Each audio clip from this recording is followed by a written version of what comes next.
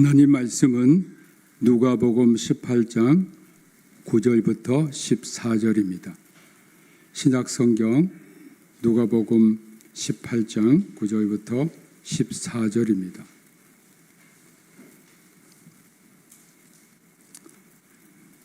한 절씩 교독하겠습니다. 또 자기를 의롭다고 믿고 다른 사람을 멸시하는 자들에게 이 비유로 말씀하시되, 두 사람이 기도하러 성전에 올라가니 하나는 바리새인이요 하나는 세리라. 바리새인은 서서 따로 기도하여 이르되, 하나님이여, 나는 다른 사람들 곧 토색, 불의, 간음을 하는 자들과 같지 아니하고 이 세리와도 같지 아니함을 감사하나이다. 나는 일해에 2번씩 금식하고 또 소득의 11조를 드리나이다 하고. 세리는 멀리 서서 감히 눈을 들어 하늘을 쳐다보지도 못하고 다만 가슴을 치며 이르되, 하나님이여, 불쌍히 여기소서, 나는 죄인이로소이다 하였느니라. 내가 너희에게 이르노니 이에 저 바리새인이 아니고 이 사람이 의롭다 하심을 받고 그의 집으로 내려갔느니라. 무릇 자기를 높이는 자는 낮아지고 자기를 낮추는 자는 높아지리라 하시니라. 아멘. 말씀을 듣기 전에 잠시 묵상으로 기도하겠습니다. 하나님 아버지, 감사합니다. 이 시간 성령님께서 이 가운데 임재해 주시고 우리 심령의 문을 열어 주옵소서.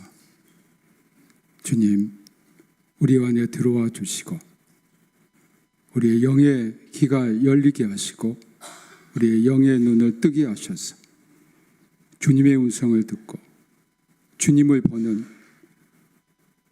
믿음의 시간, 거룩한 시간, 주님과 교통하는 시간 되게 하옵소서. 우리 주 예수님 이름으로 기도합니다. 아멘. 성령 강림절을 앞두고 우리 교회 모든 성도가 성령을 받고 성령 체험하기 위해서 어떻게 우리가 신앙생활을 할까 계속 설교하고 있습니다. 사랑하는 우리 성도 여러분, 이번 기회에 성령을 꼭 체험하시고 성령 받으시길 주님의 이름으로 축복합니다. 오늘 본문은 성령 강림절을 앞두고 성령을 받기 위해 어떻게 기도해야 하는가를 말씀합니다. 예수님은 자기를 의롭다 믿고 다른 사람을 멸시하는 자들에 대한 비유로 말씀을 시작하십니다. 여기에서 믿는다는 것은 신앙의 대상으로 믿는 것이 아닌 신뢰하다, 설득하다는 의미로 자신이 의로운 사람이라고 신뢰하는 것을 말합니다. 이런 사람을 가리켜 신앙을 빙자한 종교주의자라고 합니다. 이들은 자신이 종교와 신앙의 기준입니다. 자신의 신앙, 행동이 옳고 자신과 다르거나 자신과 동조하지 않으면 바로 정죄합니다. 10절에는 비유를 설정하기 위한 두 사람이 나옵니다. 이들은 기도하러 성전에 올라갔는데 한 사람은 바리새인, 또 한 사람은 세리입니다. 기도하러 성전에 올라갔다는 것은 교회 안에는 두 유형의 사람이 있다는 것입니다. 한 유형은 바리새인이요, 또 다른 유형은 세리입니다. 바리새인은 율법을 철저히 잘 지켰습니다. 이들은 율법을 행함으로 의롭게 된다고 믿었습니다. 그러나 당시 세리는 유대인들에게 로마 제국의 앞잡이요, 민족을 배반한 매국노요, 사회적 약자를 착취하는 자로 여겨졌습니다. 누가 봐도 세리 같은 자는 성전에 들어올 자격도 없는 자였습니다. 11절에는 바리새인이 기도하는 것이 나옵니다. 11절에 따로 기도하여 이렇게 번역되었는데 헬라어 원문에 의하면 자신을 향해 기도하다, 자신을 위해 기도하다의 뜻입니다. 그가 기도하는 태도입니다. 그는 하나님께 기도하는 것 같았으나 자신을 향해 기도했고 단지 기도의 형식을 빌린 것입니다. 그는 하나님께 기도하지 않고 사람에게 자신을 과시하는 자기 중심인 사람입니다. 그는 세리와 함께 기도하는 것을 용납할 수 없었습니다. 그래서 혼자 기도한 겁니다. 그는 내가 어떻게 저 세리와 같은 인간과 기도할 수 있어? 저 사람과 함께 기도하는 것 자체가 기분 나빠. 저런 매국노와 함께 기도하는 것을 용납할 수 없어. 이런 마음이었기 때문에 세리와 함께 기도하는 것은 상상할 수도 없었습니다. 기도는 하나님께 하는 겁니다. 그러나 이 바리새인은 기도를 빌려 종교 행위를 한 겁니다. 혼자 기도하는 것도 중요하지만 공동체 기도가 더 중요하다는 것을 그는 알지 못했고 설령 알았다 하더라도 세리와 기도할 수 없었습니다. 주님은 마태복음 18장 19절 20절에서 진실로 다시 너희에게 이르노니 너희 중에 두 사람이 땅에서 합심하여 무엇이든지 구하면 하늘에 계신 내 아버지께서 그들을 위하여 이루게 하시리라. 두세 사람이 내 이름으로 모인 곳에는 나도 그들 중에 있느니라고 분명히 말씀하셨습니다. 우리가 함께 기도하면 혼자 기도하는 것보다 하나님의 더 강력한 능력이 우리 가운데 나타납니다. 이번 성령 대망 전 교인 새벽 기도에 나오셨어. 함께 기도할 때 하나님의 성령께서 일하시는 놀라운 체험을 하시길 주님의 이름으로 축복합니다. 11절의 기도 내용은 자신의 도덕적 우월성을 나타낸 것입니다. 그 내용은 세상의 사람들이 범하는 토색, 불이 가늠하지 않고 성전에 같이 올라와서 기도하는 저 세리와 자기는 구별된다는 것입니다. 토색이란 돈이나 물건을 억지로 요구하거나 강제로 빼앗는 행위로 당시 세리들의 전매 특허나 다름없었습니다. 로마 제국은 세금을 세리에게서 미리 받고 세리는 선납했던 세금보다 훨씬 많은 금액을 국민에게 징수했기에 토색이라는 말이 나온 것입니다. 그래서 세리였던 삭개오가 누가복음 19장 8절에서 누구의 것을 속여 빼앗은 일이 있으면 내 갑절이나 갚겠나이다라고 주님께 말했던 겁니다. 여기 속여 빼앗은 일을 개역 성경은 토색한 일로 번역했습니다. 바리새인은 이런 행위를 자기가 하지 않은 것을 감사한다고 했습니다. 그러나 하나님이여 라고 기도를 들으시는 대상을 불렀으나 실상은 하나님께 기도한 것이 아니라 자신의 행위를 사람들이 들으라고 선포한 것입니다. 12절의 바리새인은 자기의 종교적 행위를 기도해서 말합니다. 나는 일일에 2번씩 금식하고 소득의 11조를 드리나이다. 정말 훌륭한 종교 행위입니다. 일주일에 2번 금식하고 소득의 11조를 드리는 것은 쉬운 일은 아닙니다. 그러나 이런 것을 기도하는 것은 아닙니다. 이것은 바리새인이 자신이 얼마나 신앙생활을 잘하고 있다는 것을 사람들에게 드러내고 자랑하고 싶어서 하는 말일 뿐입니다. 인간의 속성은 자신을 나타내고 드러내고 싶어하고 다른 사람들이 나를 알아주기를 원합니다.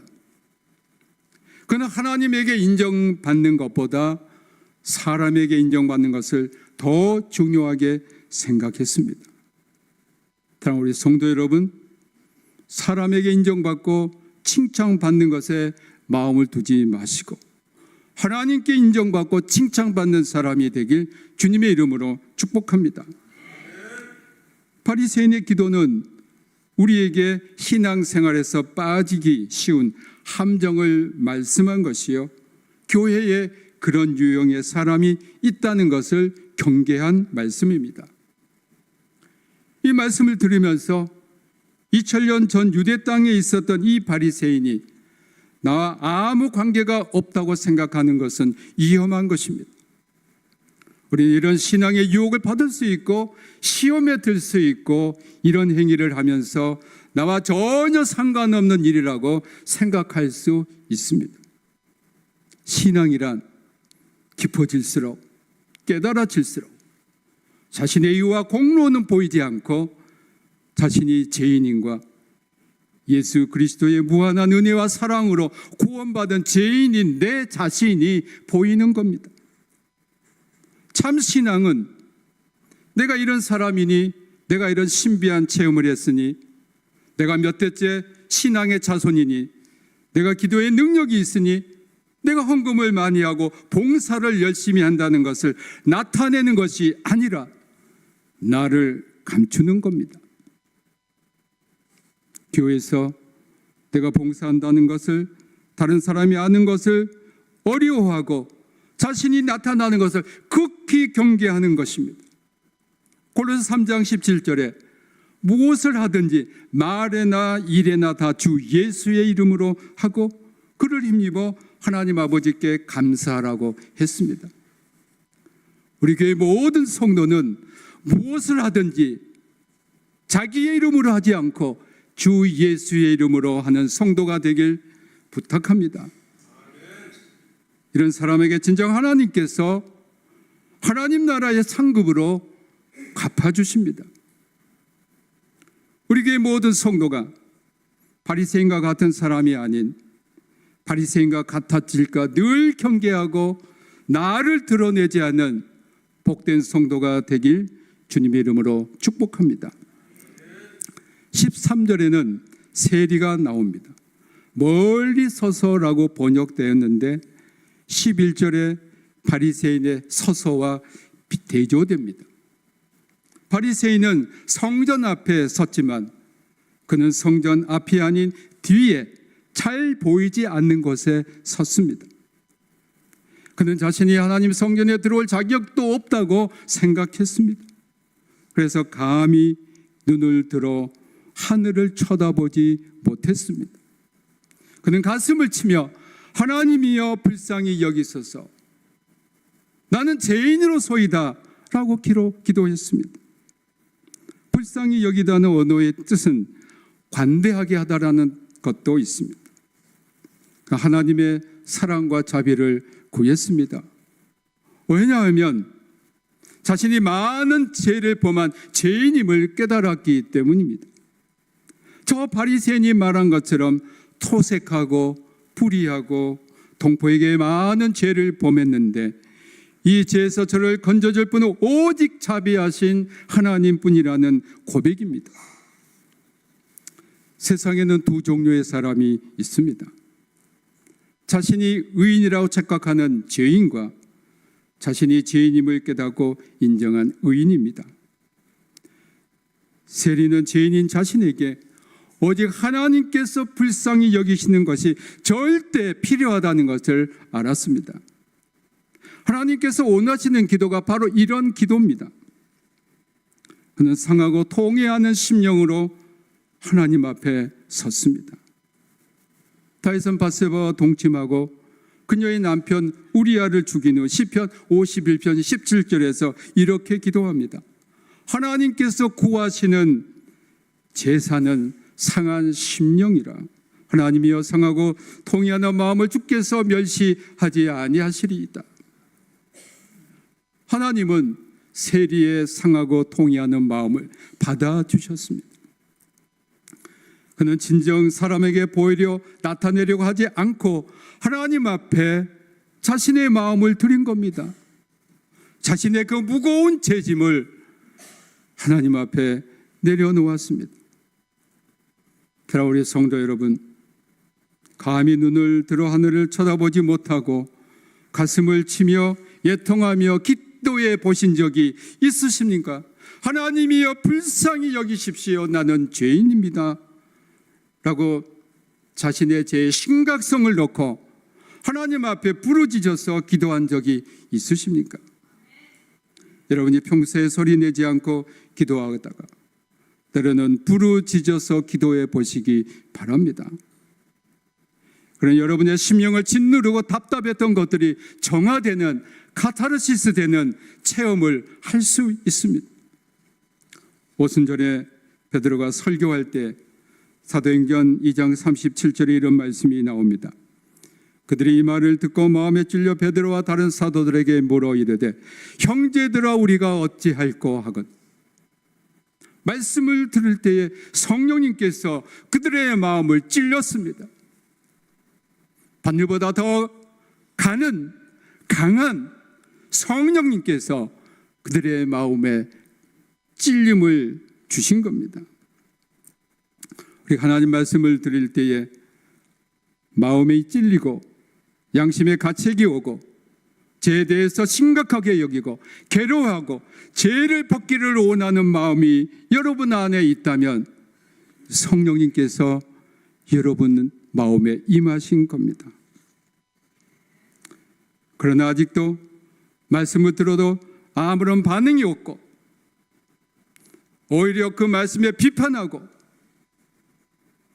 그 마음을 받아들이지 못한다면 여러분이 성령님께서 들어오시고자 하는 것을 스스로 막는 겁니다. 결단은 여러분에게 달려 있습니다. 그래서 하나님께서는 계시록에 뭐라고 하셨냐면 기가 있는 자는 성령이 교회들에게 하신 말씀을 들을지어다 했습니다. 성령 받기를 원하십니까? 성령으로 언제나 충만하고 원하십니까? 먼저 내가 죄인임을 고백하고 인정하고 이 죄인을 불쌍히 여겨달라고 간절히 기도하시기 바랍니다. 나는 과거에 회개했으니까 회개가 필요 없다. 그건 잘못된 겁니다. 우리 인간은 죽을 때까지 하나님 앞에 회개하며 사는 겁니다. 마틴 루터가 이런 말을 했습니다. 우리 인간이 고작 할 수 있는 게 뭐냐? 일평생 하나님 앞에 회개하며 사는 거라고 했습니다. 그 위대한 하나님의 종도 매일 2시간 이상 기도하며 하나님 말씀을 연구했던 그 하나님의 종도 내가 하나님 앞에 할 수 있는 게 회개라고 했습니다. 주님은 이런 사람의 기도를 들으시고 분명히 성령을 주십니다. 누가복음 11장 13절에 너희가 악할지라도 좋은 것을 자식에게 줄 알거든 하물며 너희 하늘 아버지께서 구하는 자에게 성령을 주시지 않겠느냐고 말씀하셨습니다. 사랑하는 우리 성도 여러분, 성령 받는 것은 언제나 열려 있는 것은 아닙니다. 오늘 이 시간이 우리 인생의 마지막이 될 수도 있습니다. 이왕 믿을 바에 확실히 믿고 이왕 신앙 생활할 바에 확실히 하십시다. 여러분의 황금 같은 이 시간에 세상 즐거움 다 내려놓고 하나님께 예배하러 오셨으면 예배에 최선을 다하고 말씀을 듣는데 최선을 다해 보시기 바랍니다. 저는 여러분의 마음을 알 수 없습니다. 하나님은 여러분의 마음과 그 계획과 속에 있는 것이 무엇이든지 다 아시니 이 시간을 하나님께 진정으로 드리시기 바랍니다.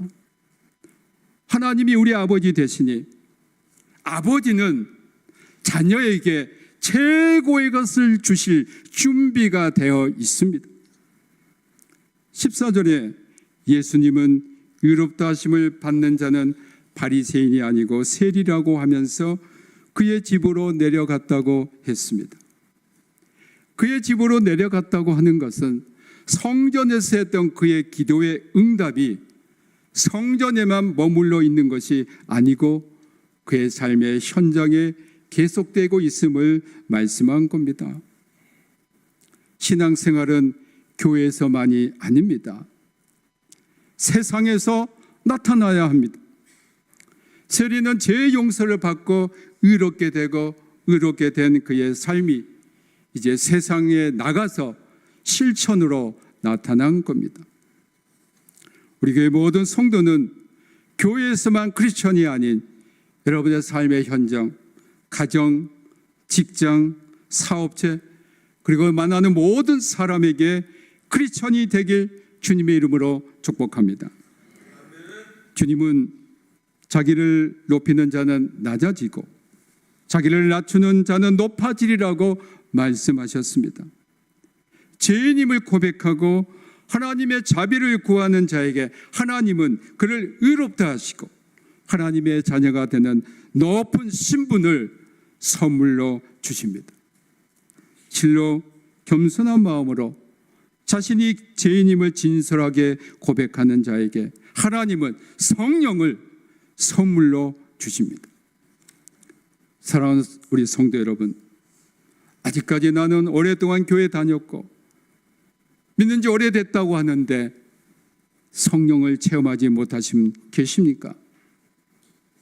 성령은 설명해서 아는 것이 아니라 받아야만, 체험해야만 알게 됩니다. 우리가 책을 통해서, 여행을 통해서, 간접 경영을 통해서 알 수 있고 깨달을 수 있는 것이 있습니다. 성령을 아는 것은 체험을 통해서 진정으로 알게 됩니다. 여러분, 요즘 마트에 가면 싱싱한 수박이 많이 있습니다. 맛있습니다. 근데 제가 여러분들에게 수박을 아무리 설명한들 겉은 파랗고 줄이 몇 개고 고르려면 이런 것들이 좋고 아무리 해도 여러분 수박의 맛을 보지 않는 한 수박을 알 수 없습니다. 이런 것처럼 성령님이 아무리 좋으신 분이시만 우리가 체험하지 않으면, 우리가 그분 안에 들어가지 않으면, 그분이 우리 안에 들어오지 않으면 우리는 그분을 알 수가 없습니다. 성령님이 지금 여러분 안에 들어가시기를 원하십니다. 성령님은 사람 안에 들어가 계셔서 그 안에 계시기를 원합니다. 사도 바울은 우리의 육신이, 우리의 영이 성령님이 거하시는 전이라고 했습니다. 성령님이 지금 여러분의 문을 두드리고 계십니다.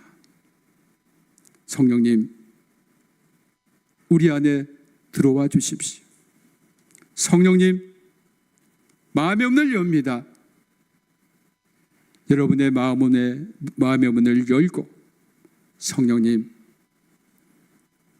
성령의 불린, 성령의 그 어떤 것이라도, 어떤 모양이라도 성령님 우리 안에 들어와 주시기를 간절히 사모하고, 이번 성령 강림절 되기 전에 여러분이 성령 받고 체험하는 우리 모든 성도님들이 되길 주님의 이름으로 축복합니다. 모든 지각에 뛰어난 하나님의 평강이 그리스도 예수 안에서 너희 마음과 생각을 지키시리라. 아멘. 예수 그리스도의 은혜와 아버지 하나님의 크신 사랑하심과 성령님의 감동하심이, 주님, 저는 죄인입니다. 이 죄인을 불쌍히 여기소서. 주님 앞에 고백하며 성령으로 충만하게 되고 성령님의 인도하심 받아 살기를 원하며 다짐하며 결단하는 여기에 모인 모든 주님의 자녀와 그들의 가족과 권속과 평택대학교회와 피어성 기념학원, 평택대학교, 이 나라와 이 민족 위에 우리가 파송한 선교사들과 협력하는 교회들과 북한에 있는 우리 동포들에게 지금부터 영원토록 함께하기를 축원하옵나이다. 아멘.